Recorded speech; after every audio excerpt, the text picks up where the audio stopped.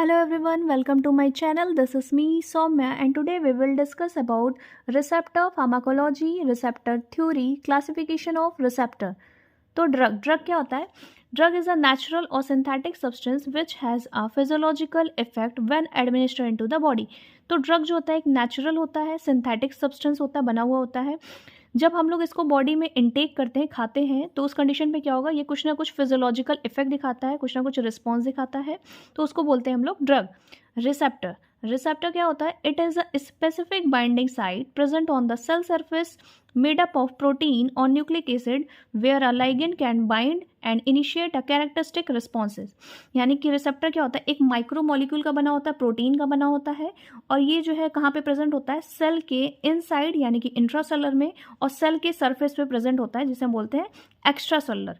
तो वहाँ पे जो है कुछ बाइंडिंग साइट प्रेजेंट होते हैं, तो इसको बोलते हैं, यहाँ पे जो स्पेस दिख रहा है इसको बोलते हैं बाइंडिंग साइट. तो जब हम लोग ड्रग को इनटेक करते हैं, बॉडी में खाते हैं, तो वो कहाँ जाता है? रिसेप्टर पे बाइंड होता है. बाइंड होने के बाद से वहाँ उसको एक्टिवेट करेगा, एक्टिवेट करके जो है कुछ ना कुछ रिस्पॉन्स दिखाता है, कुछ ना कुछ फिजियोलॉजिकल इफेक्ट शो करता है, तो उसको बोलते हैं हम लोग रिसेप्टर. देन है क्लासिफिकेशन ऑफ लाइगेंड. तो क्लासिफिकेशन ऑफ लाइगेंड में क्या होता है कि सपोज अगर किसी को डिजीज़ हो गया हो, तो उस कंडीशन पे क्या होता है कि ड्रग लेते हैं तो वो दो तरीके से काम करता है, एगोनिस्ट और एंटागोनिस्ट. एगोनिस्ट में क्या होता है? An agent which activate the receptor to produce effect. यानी कि जब ड्रग जो है बाइंड करता है रिसेप्टर से, तो क्या होगा, वहाँ पे एक्टिवेट कर देगा, एक्टिवेट करने के बाद से कुछ ना कुछ प्रोड्यूस करेगा, रिस्पॉन्स इफेक्ट प्रोड्यूस करेगा, उसे बोलते हैं एगोनिस्ट.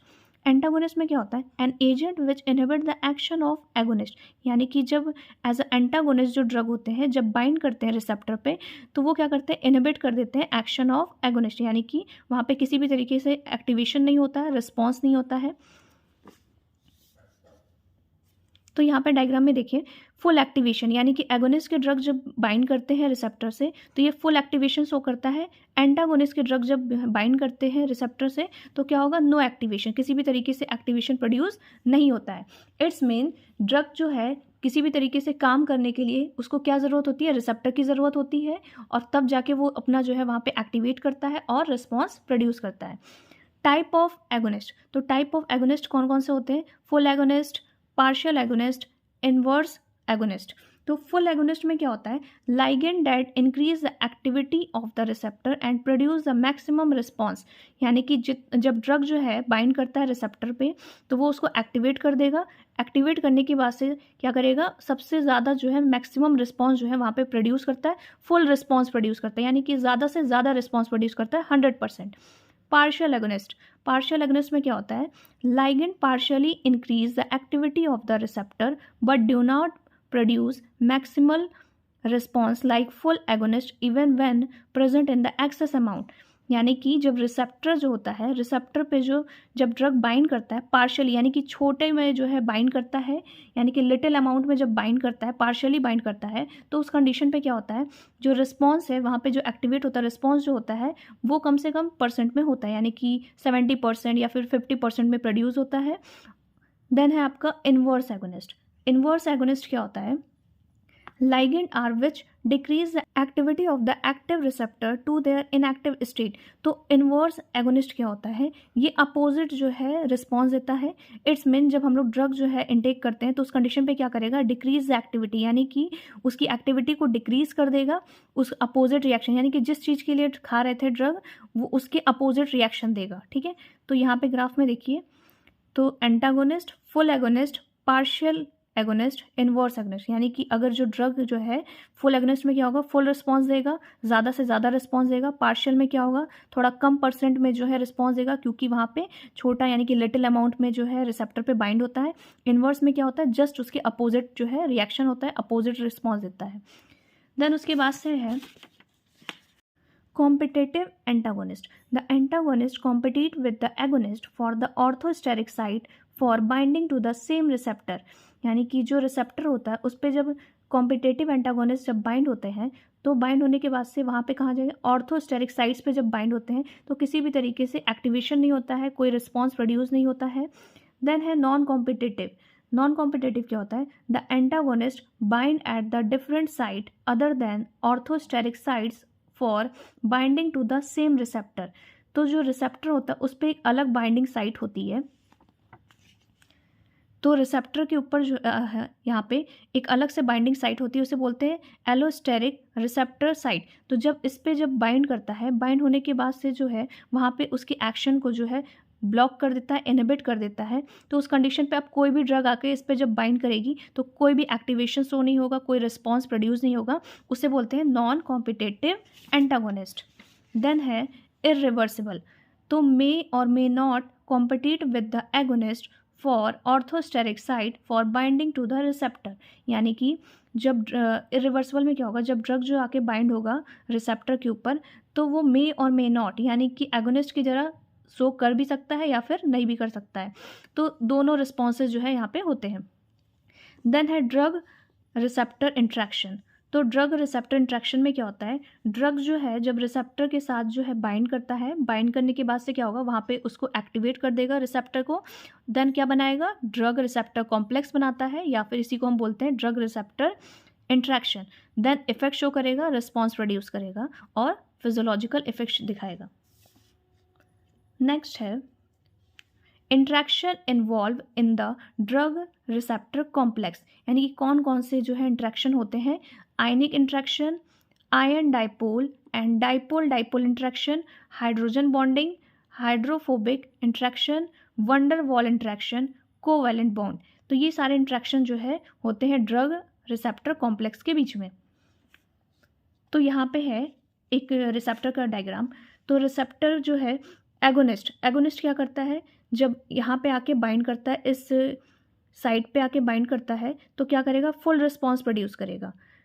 एंटागोनिस्ट जो कि दिखने में जो है एगोनिस्ट के जैसा दिखता है और आके जब इस पे बाइंड करेगा रिसेप्टर पे तो ये क्या करेगा, नो रिस्पॉन्स, यहाँ पे किसी भी तरीके से एक्टिवेशन नहीं होगा और कोई रिस्पॉन्स प्रोड्यूस नहीं होगा। Partial agonist. तो पार्शियल एगोनिस्ट में क्या होता है, यानी कि इसकी साइज जो है छोटी होती है, लिटिल अमाउंट में होता है। जब ये इस पे आके जो है इस छोटे से एरिया में जो है जब बाइंड करेगा तो क्या होगा, लो रिस्पॉन्स प्रोड्यूस करेगा, यानी कि कम से कम जो है रिस्पॉन्स प्रोड्यूस करेगा, उसे बोलते हैं पार्शियल एगोनिस्ट। नेक्स्ट है रिसेप्टर थ्योरी। तो रिसेप्टर थ्योरी क्या होता है, रिसेप्टर की कैसे कैसे काम करती है, तो उसके लिए जो है कुछ थ्योरीज हैं। तो there are following some theories, induced fit theory जिसे लॉक एंड की बोलते हैं, occupation theory, rate theory, two state model. तो फर्स्ट है induced fit theory.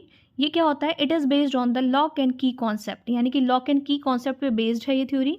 According to this theory receptor act as a lock and drug act as a की। यानी कि जो आपका रिसेप्टर होता है वो कैसा एक्ट करेगा, लॉक की तरह, और ड्रग जो है की तरह।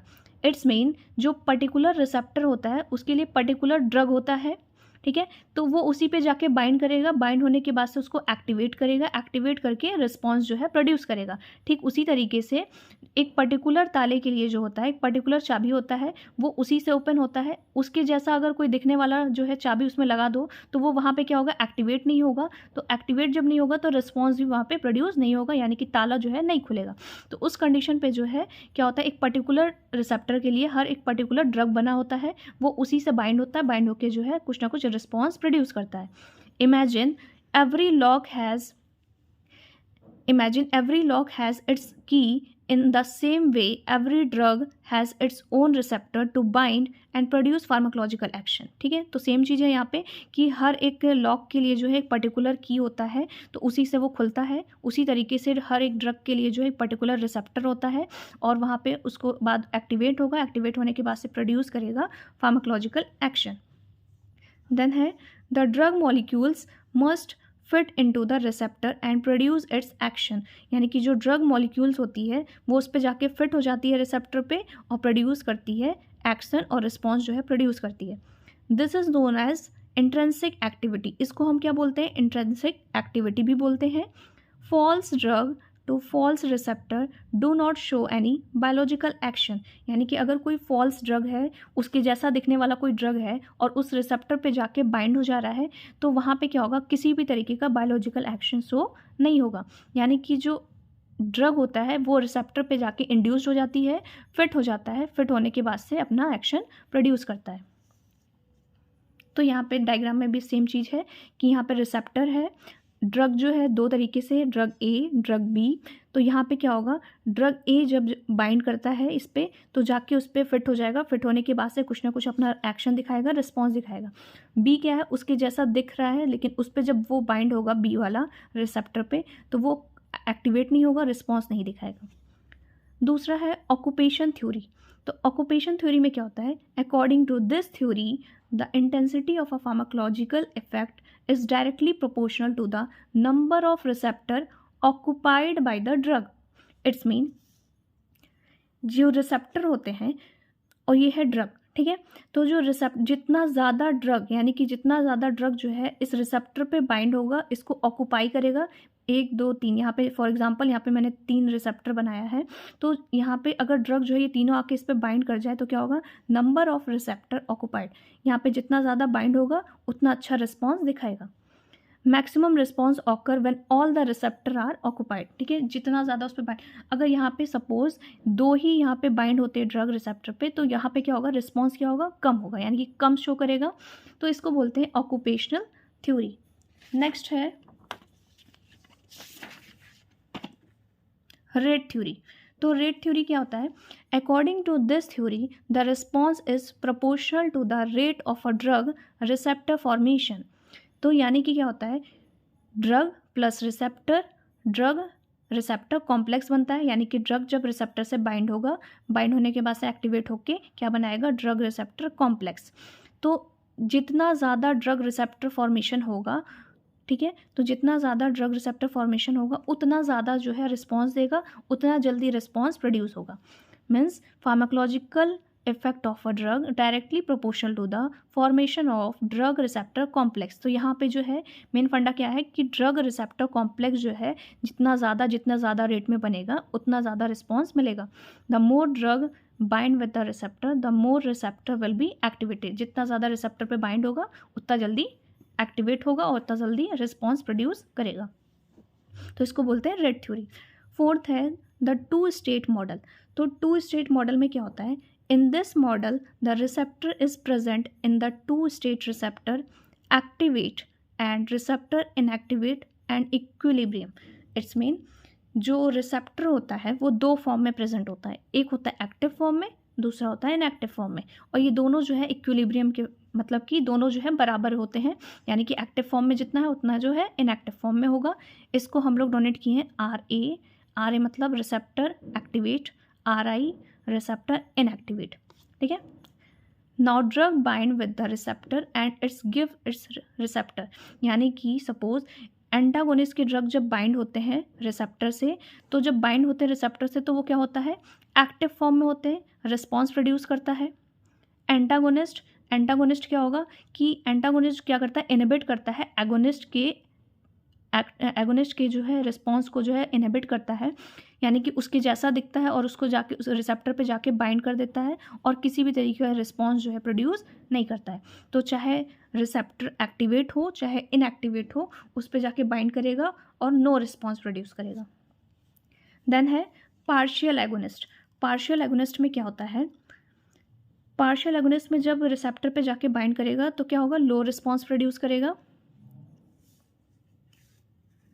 देन है इनवर्स एगोनिस्ट। इनवर्स एगोनिस्ट में क्या होगा, जब ये रिसेप्टर पे जाके बाइंड करेगा तो क्या होगा, अपोजिट रिस्पॉन्स जो है प्रोड्यूस करेगा, ठीक है। तो ये थे 4 हमारे रिसेप्टर थ्योरीज। देन है क्लासिफिकेशन ऑफ रिसेप्टर। तो क्लासिफिकेशन ऑफ रिसेप्टर्स में क्या होते हैं कि 2 तरीके से जो रिसेप्टर प्रेजेंट होता है, एक होता है सेल सरफेस रिसेप्टर, दूसरा होता है विथ इन द रिसेप्टर, यानी कि सेल सरफेस के ऊपर जो है रिसेप्टर प्रेजेंट होते हैं और सेल के अंदर जो है प्रेजेंट होते हैं, जिसे हम बोलते हैं इंट्रासेलुलर और एक्स्ट्रासेलुलर।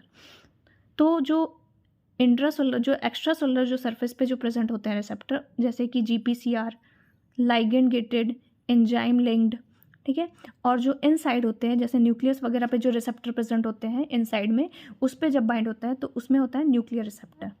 तो ये सारे रिसेप्टर जो है प्रेजेंट होते हैं। तो ये था receptor pharmacology, receptor theory and classification of receptor. So if you like my video or if you want this type of informative video, please like, subscribe, comment and share. Thank you.